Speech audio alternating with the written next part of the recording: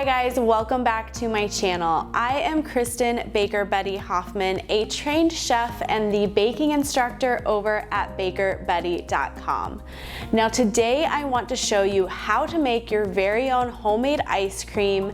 This ice cream is going to turn out super rich and dense and just the best homemade ice cream you've ever had. What's great about this recipe is it makes a really delicious vanilla ice cream, but you can also use it to make all kinds of flavors. You can add chocolate chips, you can add nuts, you can add caramel, hot fudge, really anything your heart desires. So this is such a great base recipe to have in your arsenal for all of your homemade ice cream needs. When I think about the best ice cream, I think about an ice cream that is really rich and dense, and that is made with a custard base. So that just means that it's made with milk and cream, and then you add some egg yolks and sugar to thicken it up. So the egg yolks are just going to add that really luscious mouthfeel, and then that also helps thicken the ice cream a little bit. So you know when you've bought a store-bought ice cream and it melts so fast, it's just super airy? That's because they actually have beaten a lot of air into that ice cream, and there's really not a lot of fat content. So this ice cream is different. It's going to be really rich, it's not gonna melt as fast, and that's because we have all of that fat and all those egg yolks in the ice cream base. So in order to make the best homemade ice cream, you really do need an ice cream maker. Now the way an ice cream maker works is it starts the freezing process while churning the ice cream. And what this does is it breaks up all of the ice crystals as the ice cream is freezing and really gives you that super smooth and luxurious mouthfeel. So if you were to just put ice cream in the freezer without churning it as it's starting to freeze, it's just going to become rock solid and it just doesn't have a really good mouthfeel. So you do need an ice cream maker. Now I have the Cuisinart 1.5 quart ice cream maker. I love it. It's the perfect size. It's so easy to use, and I really recommend it if you are in the market for an ice cream maker. Now Cuisinart did send me this machine to try out, but actually when I was a private chef, this was the machine that we used in my job there, and I absolutely love it. So I highly recommend it. One of the things you need to know about using an ice cream maker is the bowl of the ice cream maker needs to be completely frozen before you pour your ice cream mixture into it. It does need to freeze for at least 24 hours before you start churning your ice cream. So to make the base for this ice cream, it's actually a super simple process. So we're starting out with 2 cups of heavy cream and 1 cup of milk, and we're just gonna pour that into a pot on the stove. Now I also like to add to this some vanilla bean paste. Now vanilla bean paste is whole vanilla bean that is ground up into a paste, and it adds such great flavor to ice cream.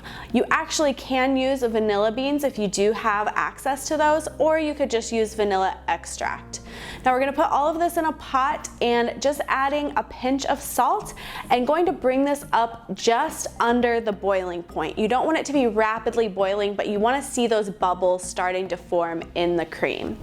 Now while that cream is heating up, we're going to take 3 egg yolks, and you just want the yolks for this recipe, and mix that with 1/2 cup of sugar. Now we want to whip these together until it's really light and airy, and the egg yolks are going to become lighter in color as you whip them. Now this is just going to give a better texture to your final product. Now that we have the cream heated, we're going to temper the egg yolks. And this just means you're going to pour it in slowly and bring those egg yolks up to temperature slowly so that they don't curdle and start cooking and leave little pieces of cooked egg yolks throughout your ice cream mixture. So after a little bit of that hot cream has been whisked into the egg yolks, we're gonna pour the egg yolks and sugar back into the pot with the cream and heat it over low heat. Now you want to stir this mixture constantly. You don't want to rush it. If it gets a little too hot, it can go too far. We don't want to bring this mixture to a boil. So you actually want to keep it at about 170 degrees. And the way you know when this mixture is to the right point is when it coats the back of a spoon and you can take a finger down the back of the spoon and separate the cream and it doesn't come back together in the middle. You have that straight line down the back of the spoon. So you know that that is ready to go. Now after the mixture is ready, it's cooked, it's to the right temperature, we're gonna pour it through a fine mesh strainer into a container, and I like to use something that's flat so that it has more surface area to cool off. And then you're going to take a piece of plastic wrap and just put that right on top of the mixture so that a skin does not form on top of it. Now, you also do need to chill this mixture. It needs to be in the refrigerator for at the very least 3 hours, but truthfully, overnight is the best amount of time to chill this mixture. Now, this actually is what is called aging the base of your ice cream. Now, what this does is there is actually some crystals that will start forming around the fat globules in your mixture, and this is just going to give you a really great texture once your ice cream is churned. So you definitely do need to chill it before putting it into the ice cream maker. And now we are ready to churn our ice cream. Our mixture has chilled, it's aged, and it's ready to go. So we're just going to set up our ice cream maker with our chilled bowl, and we'll just turn that on and go ahead and pour the mixture into the ice cream maker. Now, if you don't have the Cuisinart ice cream maker, just follow your manufacturer's instructions, but you do want to churn this for about 20 minutes.